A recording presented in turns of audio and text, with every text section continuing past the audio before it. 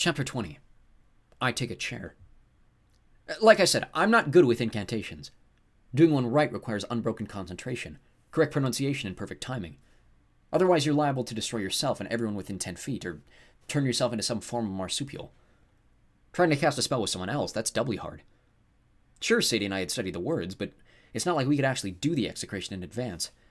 With a spell like that, you only get one shot. As we began, I was aware of Bast and Bess battling the serpent, and our other allies locked in combat at different levels of the duat. The temperature kept dropping. Crevices widened in the ground. Red lightning spread across the sky like cracks in a black dome. It was hard to keep my teeth from chattering. I concentrated on the stone figurine of Apophis. As we chanted, the statue began to smoke. I tried not to think about the last time I'd heard this incantation. Michel Desjardins had died casting it, and he had faced only a partial manifestation of the serpent, not Apophis at his full power, after triumphantly devouring Ra. "Focus," Horace told me. Easy for him to say. The noise, cold, and explosions around us made it almost impossible, like trying to count backward from 100 while people scream random numbers in your ears. Bast was thrown over our heads and landed against a stone block. Bess roared in anger. He slammed his club into the snake's neck so hard that Apophis's eyes rattled in his head. Apophis snapped at Bess, who grabbed one fang and hung on for dear life as the serpent raised his head and shook his mouth, trying to dislodge the dwarf god. Sadie and I continued to chant. The serpent's shadow steamed as the figurine heated up. Golden blue light swirled around us as Isis and Horus did their best to shield us. Sweat stung my eyes. Despite the frosty air, I began to feel feverish. When we came to the most important part of the spell, the naming of the enemy, I finally began to sense the true nature of the serpent's shadow. Funny how that works. Sometimes you don't really understand something until you destroy it.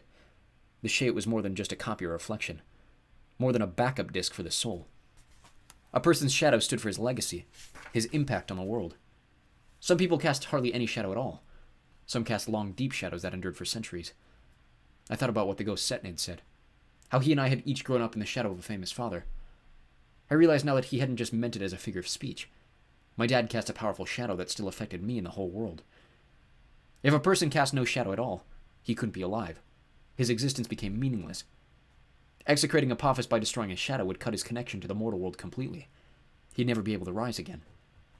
I finally understood why he'd been so anxious to burn Setn's scrolls, and why he was afraid of this spell. We reached the last lines. Apophis dislodged Bess from his fang, and the dwarf sailed into the side of the Great Pyramid. The serpent turned toward us as we spoke the final words. "We exile you beyond the void. You are no more." "No!" Apophis roared. The statue flared, dissolving in our hands. The shadow disappeared in a puff of vapor, and an explosive wave of darkness knocked us off our feet. The serpent's legacy on the earth shattered. The wars, murders, turmoil, and anarchy Apophis had caused since ancient times finally lost power, no longer casting their shadow across our future. Souls of the dead were expelled from the blast, thousands of ghosts that had been trapped and crushed within the shadow of chaos. A voice whispered in my mind, "Carter," and I sobbed with relief. I couldn't see her, but I knew that our mother was free. Her spirit was returning to its place in the duat. "Short-sighted mortals!" Apophis writhed and began to shrink. "You haven't just killed me. You've exiled the gods." The duat collapsed, layer upon layer, until the plains of Giza were one reality again. Our magician friends stood in a daze around us. The gods, however, were nowhere to be seen. The serpent hissed, his scales falling away in smoking pieces. "Ma'at and chaos are linked, you fools. You cannot push me away without pushing away the gods. As for Ra, he shall die within me, slowly digested." He was cut short, literally, when his head exploded. Yes, it was just as gross as it sounds. Flaming bits of reptile flew everywhere. A ball of fire rolled up from the serpent's neck. The body of Apophis crumbled into sand and steaming goo, and Zia Rashid stepped out of the wreckage. Her dress was in tatters. Her golden staff had cracked like a wishbone, but she was still alive. I ran toward her. She stumbled and collapsed against me, completely exhausted. Then someone else rose from the smoking ruins of Apophis. Ra shimmered like a mirage, towering over us as a muscular old man with golden skin, kingly robes, and the pharaoh's crown. He stepped forward and daylight returned to the sky. The temperature warmed. The cracks in the ground sealed themselves. The sun god smiled down at me. "Well done, Carter and Sadie. Now I must withdraw as the other gods have done. But I owe you my life." "Withdraw?" My voice didn't sound like mine. It was deeper, more gravelly. But it wasn't Horus's voice either. The war god seemed to be gone from my mind. "You mean forever?" Ra chuckled. "When you're as old as I am, you learn to be careful with that word, forever. I thought I was leaving forever the first time I abdicated. For a while, at least. I must retreat into the sky. My old enemy Apophis was not wrong. When chaos has pushed away the gods of order, Ma'at must also distance themselves. Such is the balance of the universe. Then you should take these. Again I offered him the crook and flail.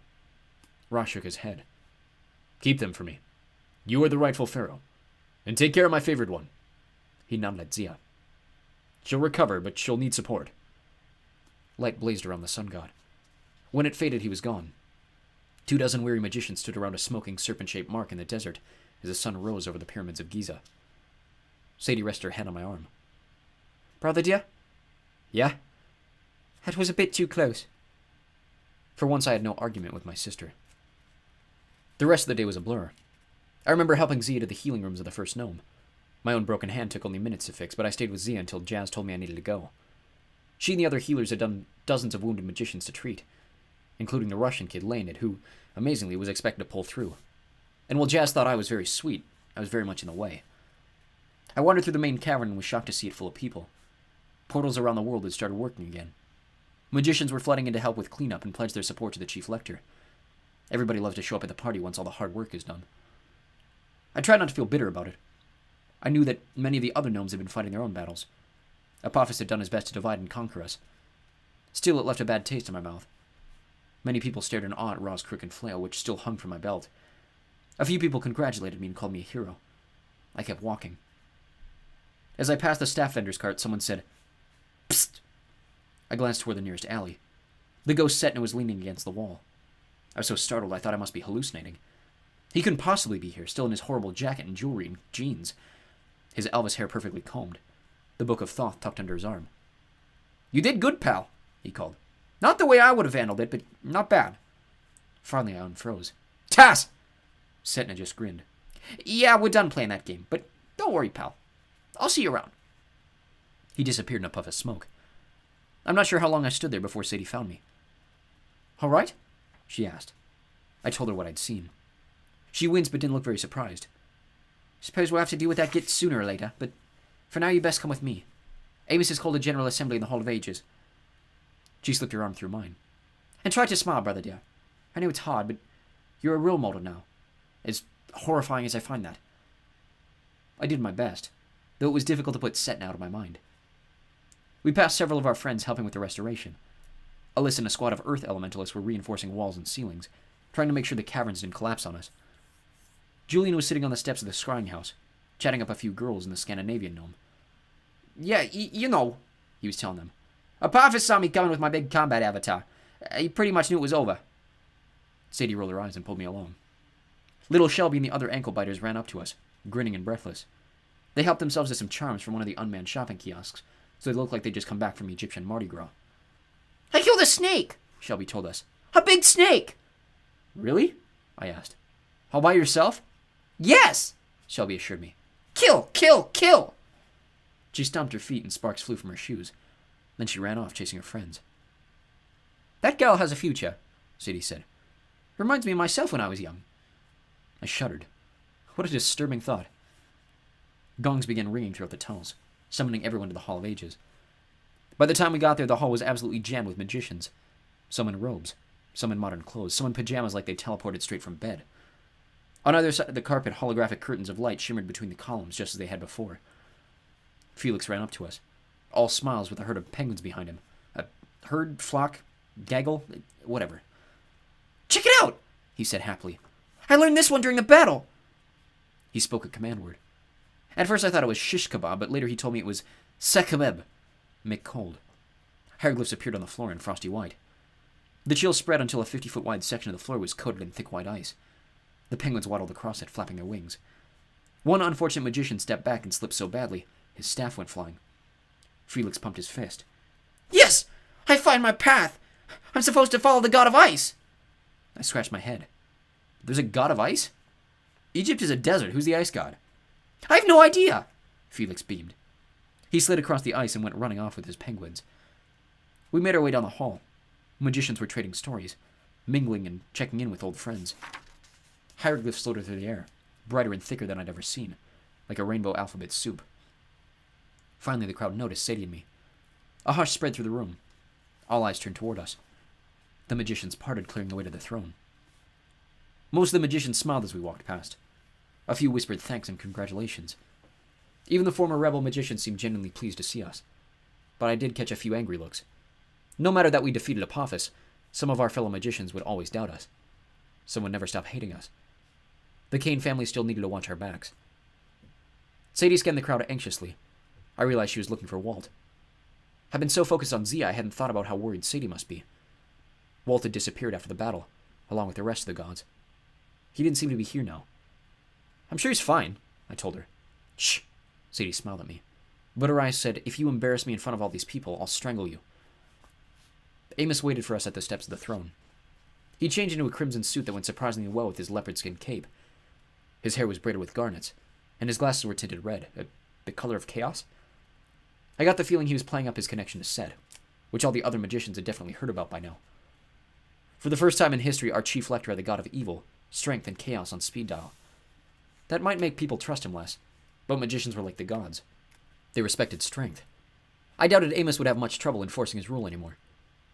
He smiled as we approached.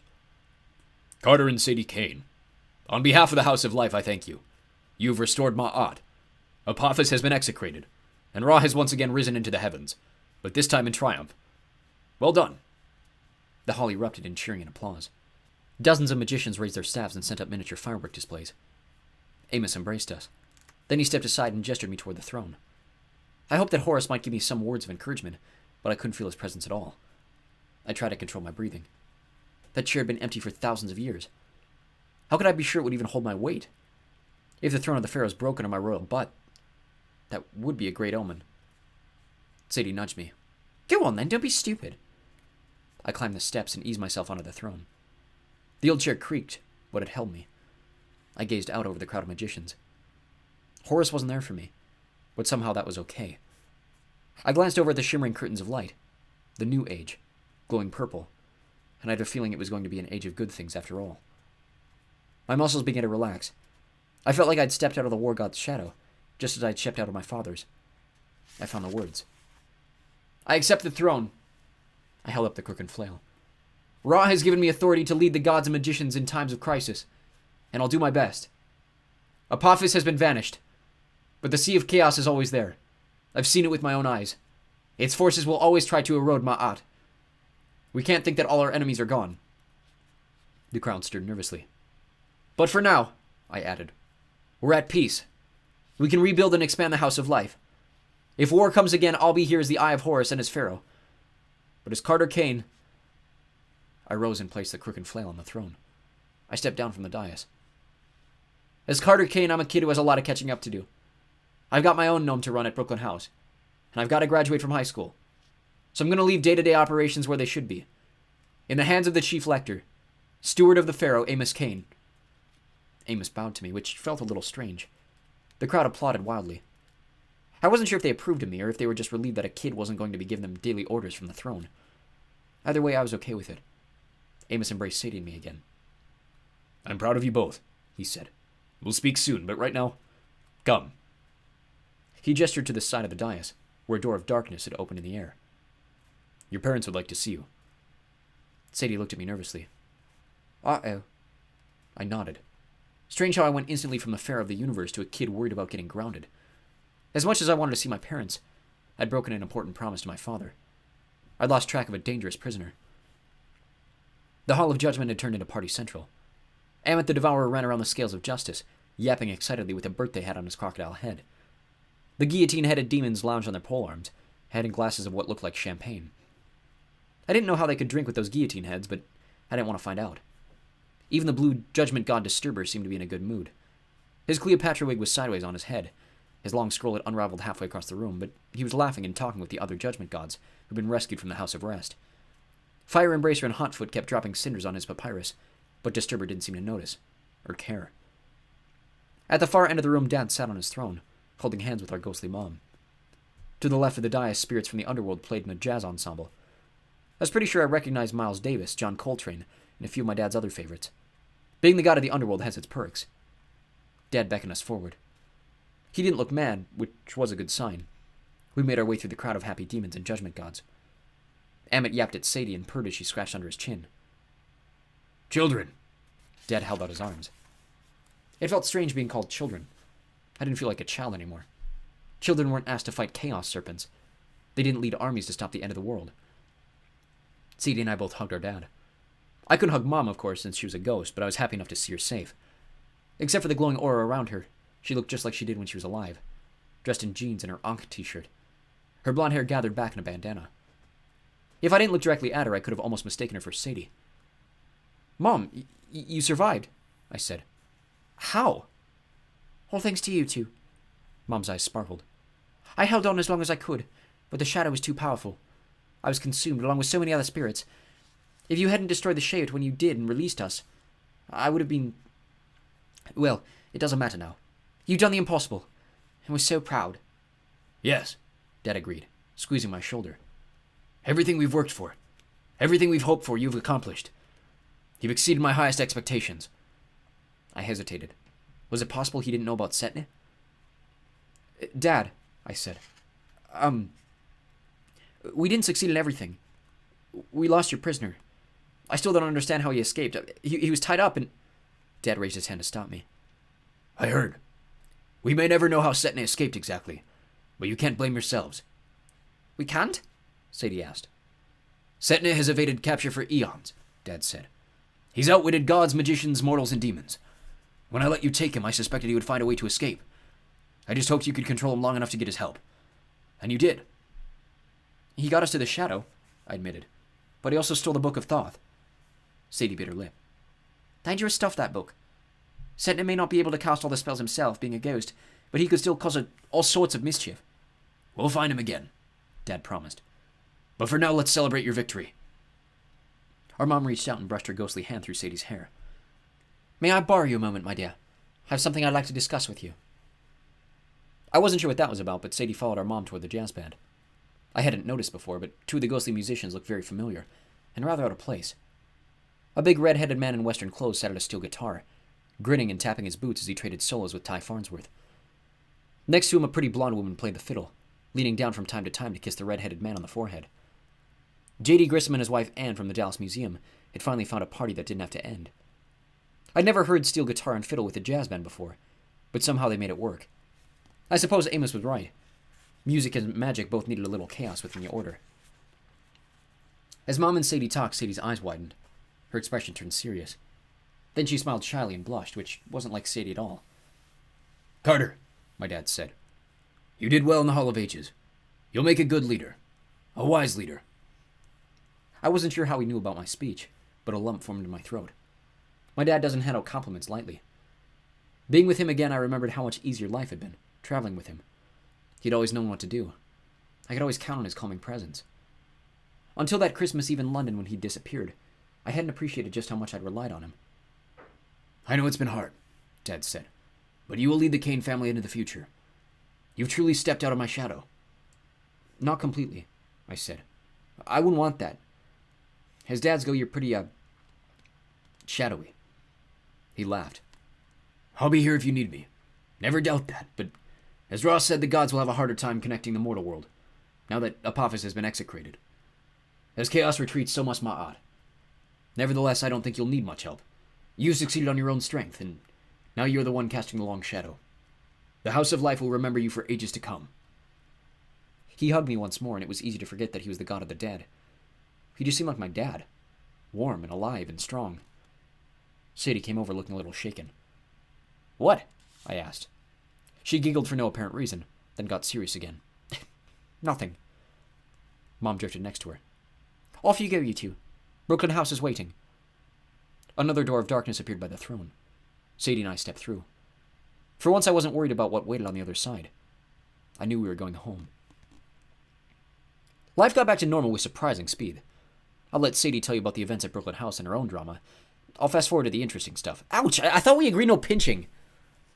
2 weeks after the battle with Apophis, Z and I were sitting in the food court at the Mall of America in Bloomington. Why there? Well, I'd heard the Mall of America was the biggest in the country, and I figured we'd start big. It was an easy trip through the Duat. Freak was happy to sit on the roof and eat frozen turkeys while Z and I explored the mall. That's right, Sadie. For our first real date, I picked up Z in a boat pulled by a deranged griffin. So what? Like, your dates aren't weird. Anyway, when we got to the food court, Zia's jaw dropped. Gods of Egypt. The restaurant choices were pretty overwhelming. Since we couldn't decide, we got a little of everything. Long John Silver's, Chinese, Chipotle, pizza, ice cream, the 4 basic food groups. We grabbed a table overlooking the amusement park at the center of the mall. A lot of other kids were hanging out in the food court. Many of them stared at us. Well, not at me. They were mostly looking at Zia, and no doubt wondering what a girl like her was doing with a guy like me. She'd healed up nicely since the battle. She wore a simple sleeveless dress of beige linen and black sandals. No makeup. No jewelry except for a gold scarab necklace. She looked way more glamorous and mature than the other girls in the mall. Her long black hair was tied back in a ponytail, except for a little strand that curled behind her right ear. She'd always had luminous amber eyes and warm coffee and milk skin, but since hosting Raw, she seemed to glow even more. I could feel her warmth from across the table. She smiled at me over a bowl of chow mein. So, this is what typical American teenagers do? Well, sort of, I said. Though I don't think either of us will pass for typical. I hope not. I had trouble thinking straight when I looked at her. If she'd asked me to jump over the railing, I probably would have done it. Zia twirled her fork through her noodles. Carter, we haven't talked much about, me being the Eye of Ra. I can guess how strange that was for you. See? Just your typical teenage conversation in the mall. Hey, I understand, I said. It wasn't strange. She raised an eyebrow. Okay, it was strange, I admitted. But Ra needed your help. You're amazing. Have you, talked to him since... She shook her head. He's retreated from the world, just like he said. I doubt I'll be the Eye of Ra again unless we face another doomsday. So with our luck, not for a few more weeks, you mean? Zia laughed. I loved her laugh. I loved that little curl of hair behind her ear. Sadie says I'm being ridiculous, like she's one to talk. I had a meeting with your Uncle Amos, Zia said. He has lots of help with the First Gnome now. He thought it would be good for me to spend some time away, try to live a more typical life. My heart tripped and stumbled straight to my ribs. You mean like leave Egypt? Zia nodded. Your sister suggested I stay at Brooklyn House, attend American school. She says, how'd she put it? Americans are an odd bunch, but they grow on you. Zia scooted around the table and took my hand. I sensed about 20 jealous guys glaring at me from the other tables of the food court. Would you mind if I stayed in Brooklyn House? I could help teach the initiates, but if that would make you uncomfortable... No! I said much too loudly. No. I don't mind. Yes, I'd like that. A lot. Quite a bit. Totally fine. Zia smiled. The temperature in the food court seemed to go up another 10 degrees. So that's a yes? Yes. I mean, unless it would make you uncomfortable. I wouldn't want to make things awkward, Carter, she said gently. Shut up. She leaned over and kissed me. I did as she commanded. No magic necessary. I shut up.